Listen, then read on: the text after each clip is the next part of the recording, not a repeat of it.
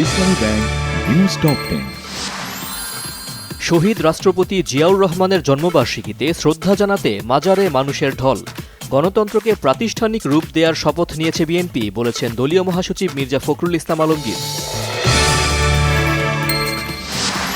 বিএনপির চেয়ারম্যান তারেক রহমানের সাথে বাংলাদেশে নিযুক্ত কানাডার হাইকমিশনার অজিত সিংয়ের সাক্ষাৎ। দুদেশের পারস্পরিক স্বার্থ সংশ্লিষ্ট বিষয় ও আসন্ন নির্বাচন সহ নানা বিষয়ে আলোচনা।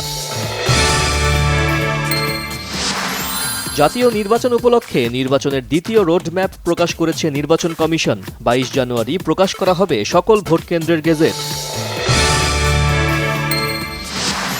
পোস্টাল ব্যালট পেপারে অনিয়মের অভিযোগ সহ 3 দফা দাবিতে দ্বিতীয় দিনের মতো ইসি ঘেরাও কর্মসূচি পালন করছে জাতীয়তাবাদী ছাত্রদল। সাকসু নির্বাচন 4 সপ্তাহের জন্য স্থগিত করেছে হাইকোর্ট। নির্বাচনের দাবিতে সিলেট সুনামগঞ্জ সড়ক অবরোধ করে শিক্ষার্থীদের বিক্ষোভ।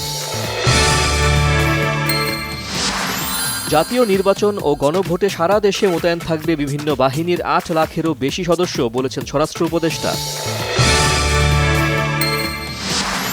গুম ও নির্যাতনের ঘটনায় শেখ হাসিনা সহ 13 জনের বিরুদ্ধে সাক্ষ্য গ্রহণ। গুমের শিকার হুম্মাম কাদের চৌধুরী সাক্ষ্য প্রদান ট্রাইব্যুনাল 1-এ।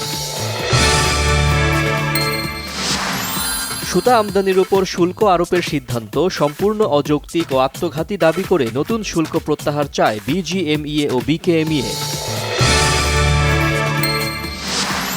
স্পেনের দক্ষিণাঞ্চলে 2টি উচ্চগতির ট্রেনের মধ্যে ভয়াবহ সংঘর্ষে অন্তত 39 জন নিহত, আহত হয়েছে অনেকে।